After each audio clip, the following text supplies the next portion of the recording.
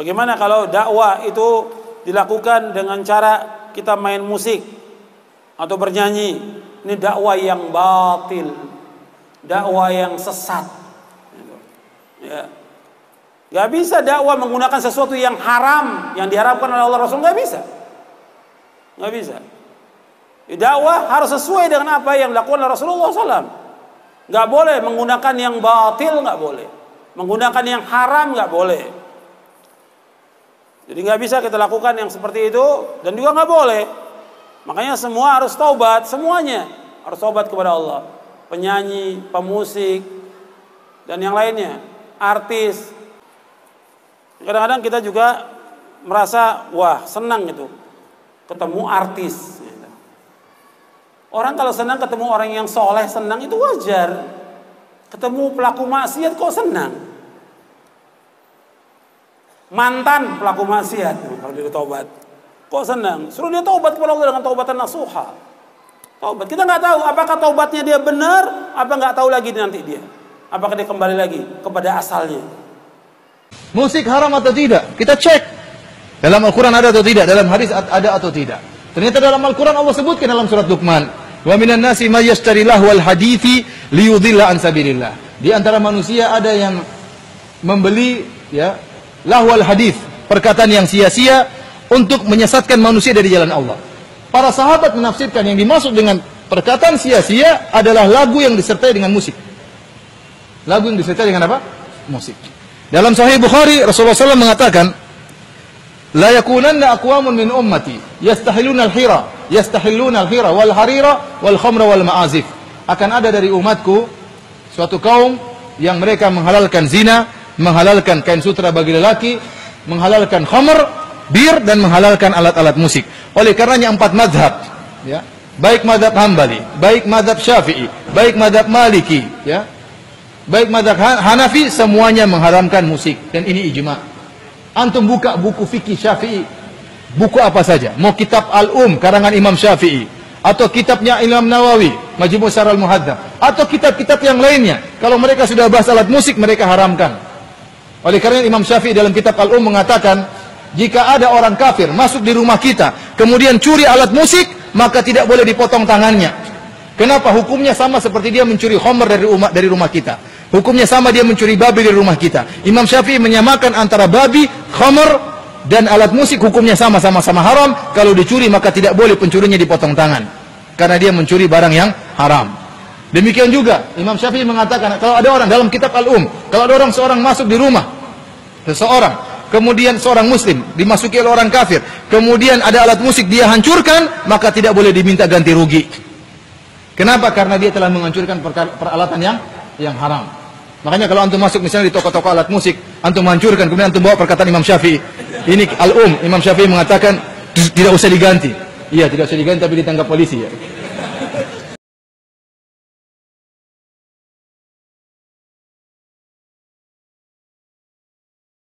Bagaimana hukum alat musik?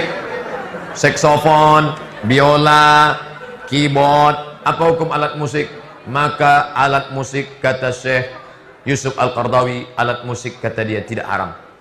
Dikajinya. Jangan burukkan saya, Abu Somad menghalalkan gitar. Enggak. Alat musik itu sama macam pisau. Kalau dipakai memotong tangan, putus. Tapi kalau dipakai memotong kambing, dapat pahala. Begitu juga dengan alat-alat. Alat-alat musik yang dipakai untuk lagu religi, barakallahu lakuma wa baraka alaikuma wa jama'a bainakuma, pakai alat musik, lagu Maher Zain, lagu Opik, lagu bagus sekali. Apakah hukum saya bermain gitar?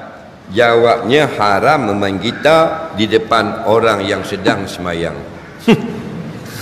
Orang tengah semayang digi goreng depan, deng-deng, haram mengganggu orang semayang. Terus kata gitar, mungkin baca Quran pun haram, mungkin selawat pun haram. Orang tengah semayang jemaah, dia duduk depan imam sallallahu ala Muhammad, haram mengganggu orang semayang. Jadi alat muzik, bermain muzik, ada 3 pendapat ulama. Pendapat yang pertama, semua alat haram belaka. Pendapat yang kedua, semua alat muzik halal belaka. Yang haram bukan alat itu, benda-benda yang ada di sampingnya, seperti minum arak dan penyanyi wanita.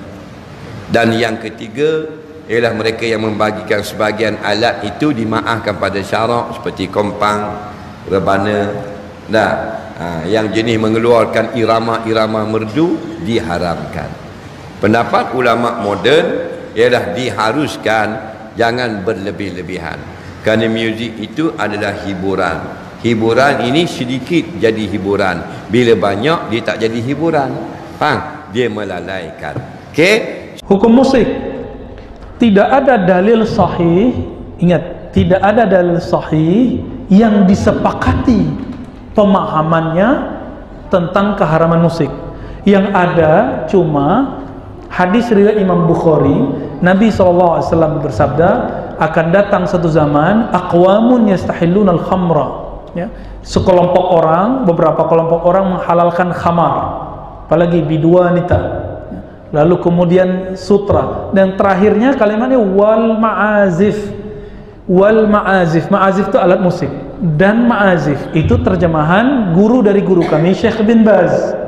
Syekh bin Baz mengharamkan musik. Kami 3 tahun Pak mengharamkan musik karena ikut Syekh bin Baz, karena terjemahan waw itu dan. Ternyata tidak semua waw artinya dan.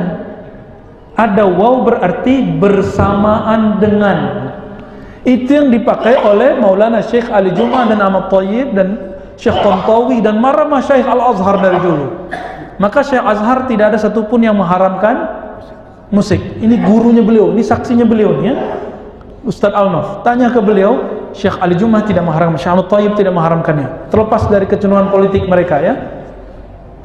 Jadi yang mengartikan waw itu dan mengharamkan musik, yang mengartikan bersamaan dengan tidak. Kenapa? Ada dalil lain di Sahih Bukhari.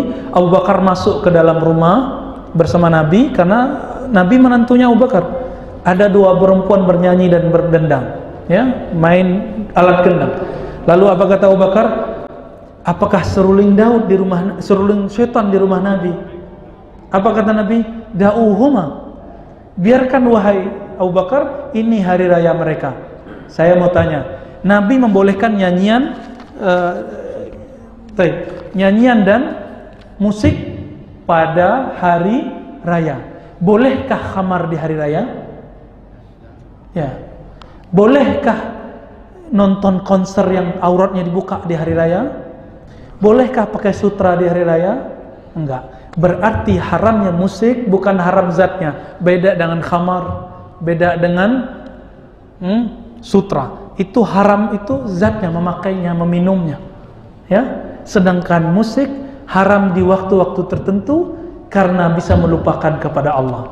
Kalau antum suka musik melupakan Quran, haram. Gampang? Jika dibagi porsi-porsinya, nah, dia tidak haram. Oke? Allahu alam. Apa hukum musik dalam Islam? Boleh. Boleh. Dengan syarat bukan musik-musik yang merangsang untuk bermaksiat, merangsang untuk berzina, merangsang untuk selingkuh, merangsang bla bla dan seterusnya dan seterusnya. Kalau musiknya Islami boleh, Ustaz? Boleh. Contoh, saya nyanyi tapi ada musiknya. Saya menyanyi raqqat aynaya syauqan wa li taibata darafat 'ishqan fa ataitu ila habibi fahda ya qalbu wa rifqan salli ala Muhammad assalamu alayka ya Rasulullah. Ada musiknya boleh? Boleh. Imam Ibnu Hazm bilang begitu, buka kitab Al-Muhalla. Tapi 4 madhab mengharamkan musik, Ustaz. Ada ilatnya, ada alasannya. Kenapa musik diharamkan 4 madhab? Karena waktu itu, di zaman 4 madhab, musik itu selalu diiringi dengan maksiat. Kalau ada musik pasti ada khamar. Kalau ada musik pasti ada perempuan joget-joget, tarik perut. Nah, kalau ilatnya hilang, kembali ke hukum asal, boleh. Paham? Kalau di musola, di masjid ada maulid lalu ditabuh hadroh, itu hukumnya bagaimana? Gak apa-apa, gak apa-apa maulid. Cuma hadroh itu ada 2. Kalau hadroh yang kompang itu, tahu yang kompang? Hadroh yang lama. itu gak ada khilaf di kalangan ulama.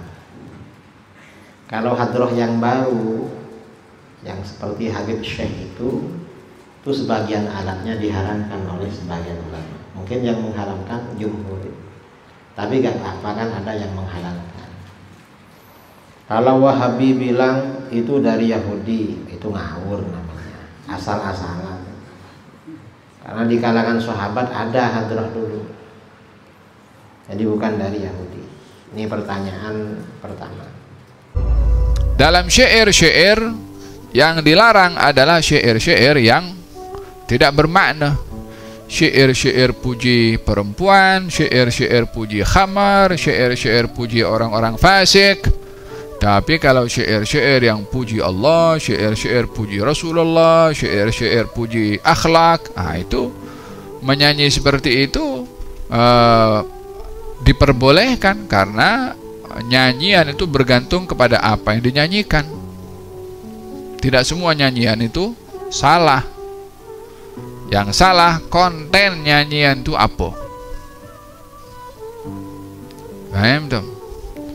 Kalau ada orang menyanyi di hadapan Rasulullah SAW dengan menggunakan bait-bait syair, ada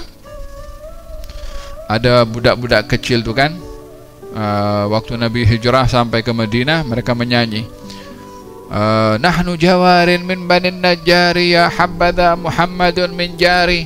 Kami anak-anak daripada keluarga Bani Najjar, kami seronok berjiran dengan Muhammad. Nabi tengok, Nabi dengarkan. Baru Nabi tanya kepada budak-budak itu, atuhibna nih, engkau suka kepada aku ke? Maknanya dia ketika baca syair tuh, menyanyi di hadapan Nabi, engkau suka ke kepada aku, katanya.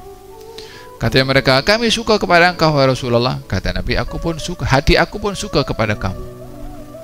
Dia menyanyi di hadapan Nabi, boleh. Ketika musim perkahwinan, ketika tiba waktu perkahwinan salah seorang teman Siti Aisyah, kata Nabi mengatakan kepada Siti Aisyah, mana itu grup yang suka menyanyi di musim-musim perayaan? Panggil mereka, bawa kompang. A'linu nikaha bidduhuf, istiharkan pernikahan itu dengan mukul kompang. Ini sudah alat nyanyian, alat dalam lagu, kesenian, boleh. Maka ada orang menyanyi di hadapan Nabi SAW. Menyanyinya bukan dengan bahasa Arab, dengan bahasa Habasyah kalau salah. Nabi tak paham. Nabi tanya, apa mereka kata? Nabi tanya apa mereka kata, supaya Nabi pastikan konten qasidah itu apa. Maka dikatakan, ya Rasulullah, mereka mengatakan Muhammadun abdun saleh. Mereka punya nyanyian itu maknanya Muhammad hamba Allah yang saleh. Dibiarkan oleh Nabi. Dengan lagu, dengan nyanyian, dengan bahasa bukan dengan bahasa Arab. Dibenarkan oleh baginda Rasulullah SAW. Yang penting kontennya. Anak-anak dididik untuk tidak menyanyi nyanyian yang kontennya tidak baik. Ada nyanyian tuh yang tak tahu apa dia punya maksud, apa tuh, la ilaha illallah, yang laju sangat dia punya suara tuh kan. Yang penting dia punya musik kuat, orang berlompat-lompat, tak ada makna. Paham dong? Termasuk nyanyian-nyanyian yang membangkitkan semangat patriotik, lagu kenegaraan, itu memberikan satu rasa tanggung jawab dan rasa memiliki kepada negara yang dia tumbuh dewasa di negara tersebut dan bertanggung jawab untuk menjaga kestabilan dan juga kelestarian negara itu. Paham dong? Jadi nyanyian yang dilarang itu adalah nyanyian yang kontennya tidak baik, tidak sehat, tidak berakhlak.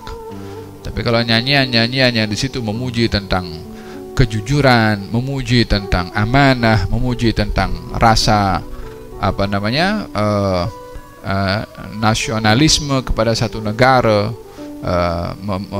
nyanyian memuji Allah, nyanyian memuji kepada Rasulullah. Musik, besok itu apa sih? Musik adalah dari satu alat yang dikeluarkan bunyi sehingga membentuk satu irama yang saat ini Anda dengar. Boleh batu, boleh bambu, boleh apa saja. Angklung kan dari bambu yang dirapikan, kan sampai dung dung dung dung dung. Gong dan sebagainya adalah dari besi yang berbunyi. Kemudian, tidak ada dalil dari hadis Nabi yang sah yang menentukan tentang alat musik kecuali satu hadis. Sayyidi ala ummati yuhilluna al-khirra wal khamra wal ma'azif. Akan datang pada umatku, mereka itu menghalalkan al-hir, perzinaan, wal khamra, dan minuman keras, wal ma'azif, dan alat-alat yang melalaikan. Para ulama membaca hadis tidak membaca begitu saja, mikir. Coba, kalau zina haram atau tidak? Jelas. Maka yang mengharamkan zina dosa besar, keluar dari iman. Yang menghalalkan zina, jelas. Jadi dalil pengharaman zina dari Al-Quran jelas. Wala taqrabu zina dan seterusnya. Khamr, innamal khamru maisir, jelas dalam Al-Quran. Cuman ma'azif yang belakang ini tidak pernah ada larangan sebelumnya. Tapi dalam hadis ini adalah termasuk bagian yang seolah-olah dilarang, kan begitu? Ada paham atau belum? Ya. Kalau khamr jelas, zina jelas.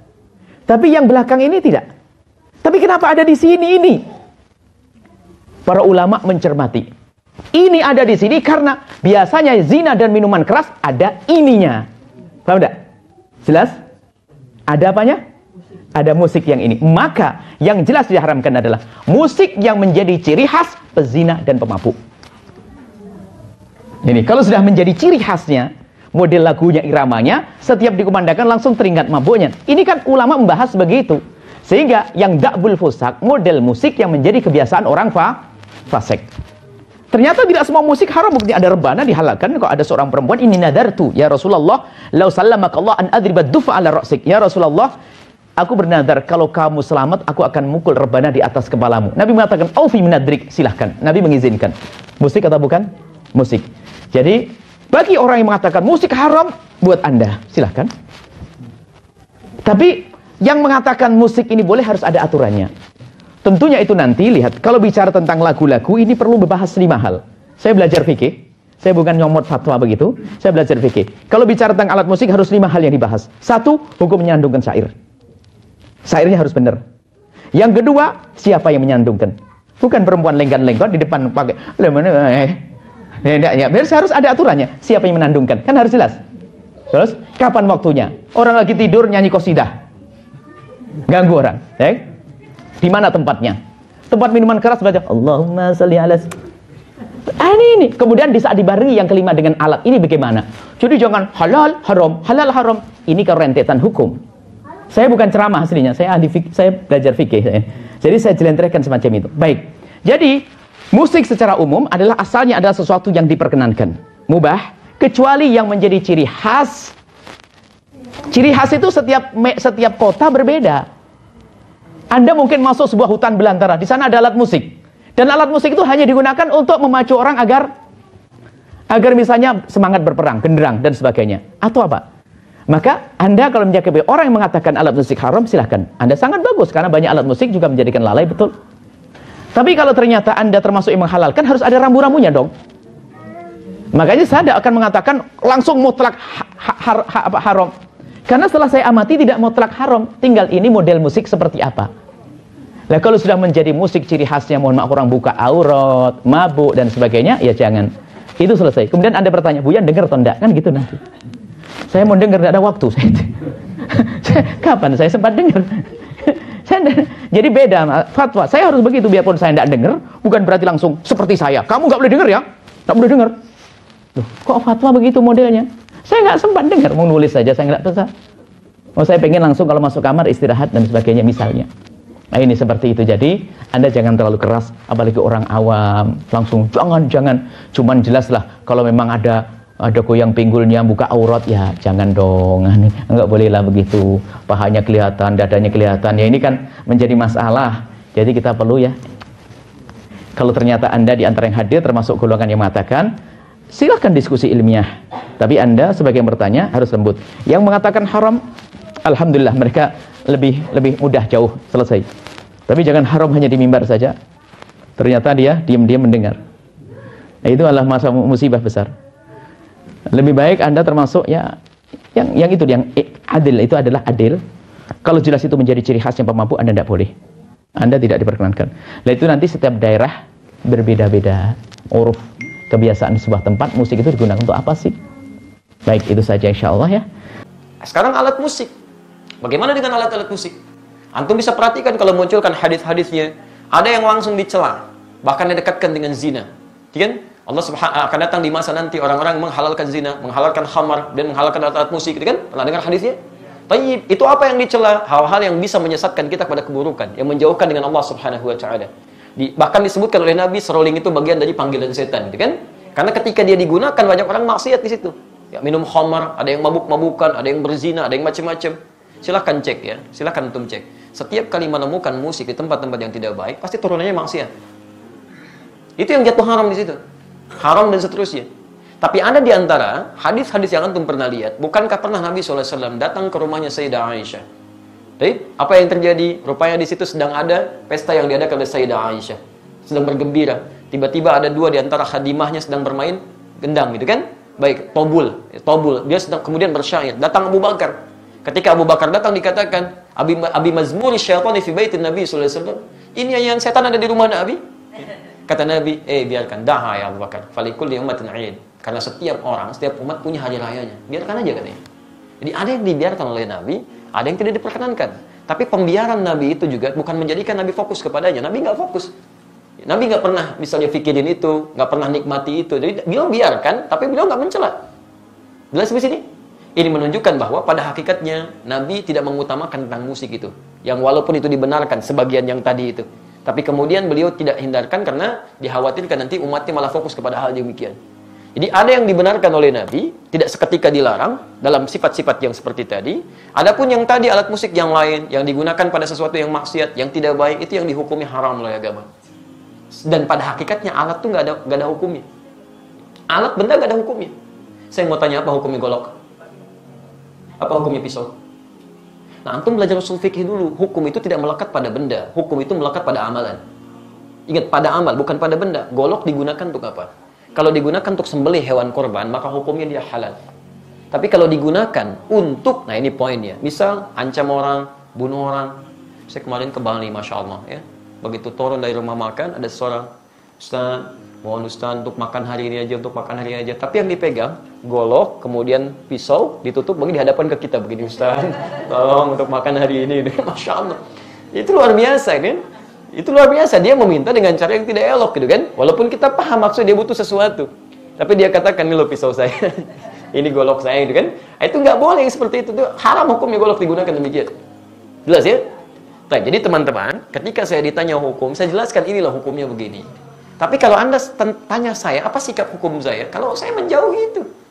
Saya jauhi, gitu kan? Saya tinggalkan, saya jauhi. Sekalipun saya paham teorinya. Dan dari situ saya paham, orang barat mengambil rumus-rumus musik dari situ. Saya sampai hafal saya rumus gitar, rumus piano, saya hafal. Karena mereka ngambil dari situ, saya pelajari itu. Tapi saya nggak pernah main begituan. Apakah kalau kita menghafal sesuatu, kalau lantas disebut saya membolehkan? Belum tentu. C, D, F, G, A, B, C, D, F, C, D, F, G, D, F, G, A, B, C, D, A, B, C, D, F, G, A, F, G, A, B, C, D, E, B, C, D, F, G, A, B, B, C, D, A, B, C, D, A, B, C, D, A, B, C, D, antum aja belum tentu tahu tuh. Jadi kita membaca sesuatu bukan berarti kita masuk di dalamnya, tidak, gitu kan? Untuk merumuskan rumus hukum yang boleh, yang tidak boleh. Antum mungkin biasa, tapi bagaimana dengan orang-orang yang profesi di dalamnya? Ada yang mengajar begini, ada yang begitu. Saya mesti berikan pendalaman hukum seperti ini. Tapi sikap saya seperti ini. Jelas di sini? Baik. Antum boleh tidak sepakat, tapi jangan sampai ketidaksepakatan itu menjadikan kita harus saling mencela. Itu nggak boleh. Nggak boleh. Dalam tidak sepakat pun nggak boleh mencela. Apalagi dalam hal sepakat, kan? Baik. Alhamdulillah.